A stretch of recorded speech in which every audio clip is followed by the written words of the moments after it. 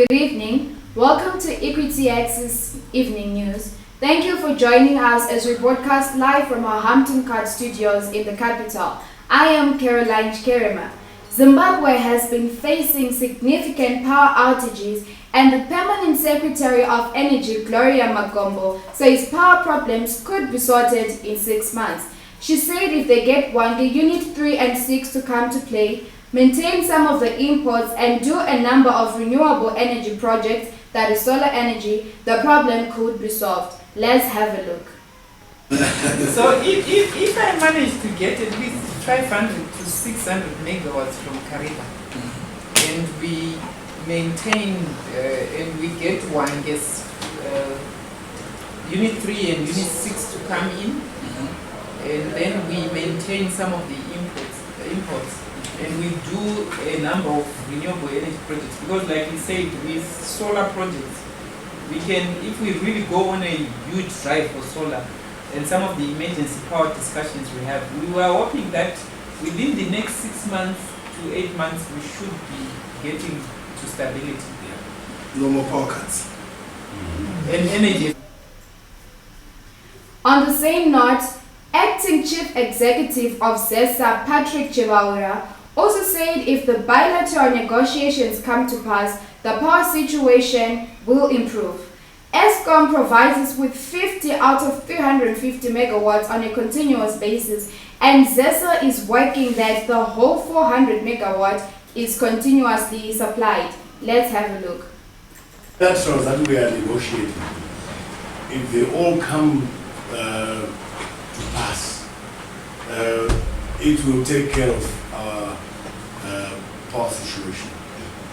We are looking at what the miners can do, the ones which we bring first to get power from Eskom. That power we actually ring fence it for them. We were only able to get 50 megawatts on a continuous basis. But the 350 that we also contracted, it comes as and when they have it.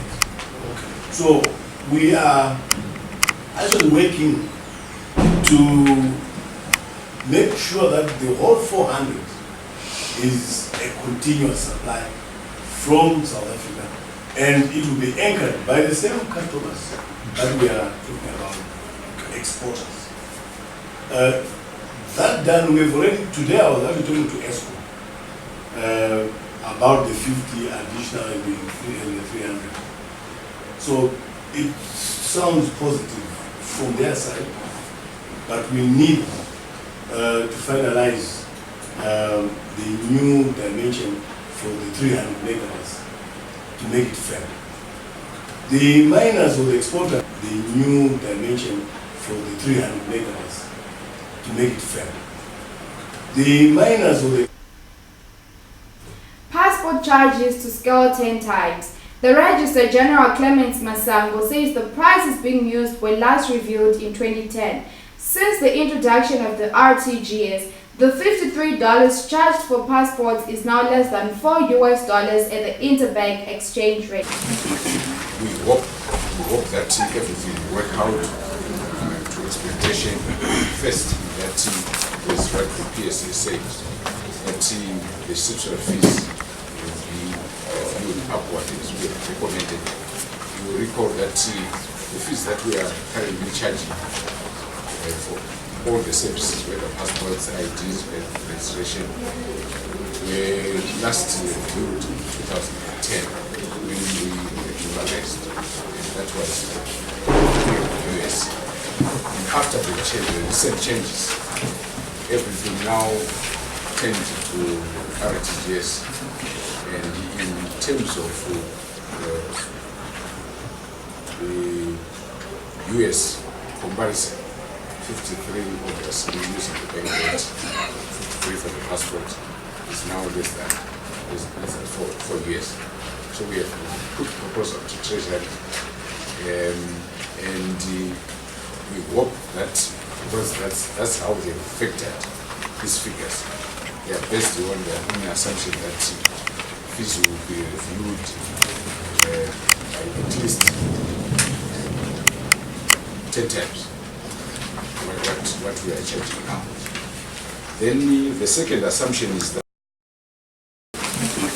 we hope that everything will work out to expectation. First, that as rightly PSA said, that the subsidy fees will be viewed upward as well.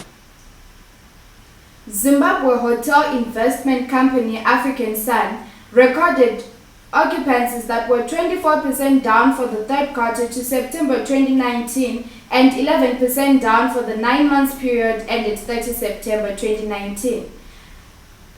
In a trading update, the company said occupancy closed at 51% from 75% recorded in the same quarter last year, attributed to a decrease in room nights sold. The economic environment has been characterized by significant policy reforms, inflation, power outages, erratic water supply, and reduced aggregate demand, which affected the performance of the company. Earlier in January, business operations were negatively impacted by violent which resulted in cancelled bookings from both the domestic and international market. The Reserve Bank of Zimbabwe today issued a 272-day Treasury bill worth $200 million to fund government operations. This comes on the back of a successful $300 million raise last week through issuance of a 182-day paper. The latest offer is open to commercial banks, building societies, as well as the Infrastructure Development Bank of Zimbabwe and the Post Office Savings Bank. The 272-day Treasury bills have an open tender on youth basis interest rate and other special features such as prescribed asset status. The Reserve Bank said applications are restricted to 2 per investor at a minimum subscription of $1 million.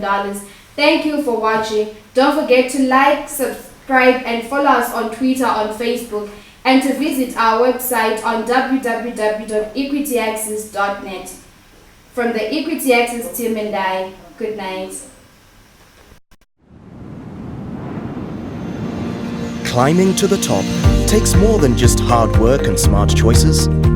It's the passion that drives you from within, the endurance to keep going through difficult times, and having a very clear vision of how to succeed. That's what we strive for at CBZ. We're a diversified and innovative listed financial services group in Zimbabwe with a complete range of activities including banking, short and long-term insurance, asset management, and property investments. CBZ has been a pinnacle for stability in the economic landscape of Zimbabwe, stemming from our deep-rooted values, our excellent customer service delivery, and our corporate vision to strive for excellence as a global competitor. Our continuous investment in research and development will cement our promise to provide customer convenience utilizing state-of-the-art technology. Relationships are at the core of what we do. We understand, however, that strong, long-lasting partnerships are not built overnight. With over 3 decades of wealth management, we have come to understand our clients and their specific investment requirements. Our unique mix of skills ensures that investment opportunities are examined from all perspectives. The balancing rocks of Zimbabwe have weathered the elements for thousands of years and stood the test of time, like majestic reminders of the fine balance of nature. They challenge our perception of what is possible and what endures. Just as CBZ has weathered the economic storms and remained steadfast throughout the turbulence of unsettled economies. Achieving the impossible through resilience and stability, we balance the elements of hard work, dedication, and experience, making us your ideal partner for success.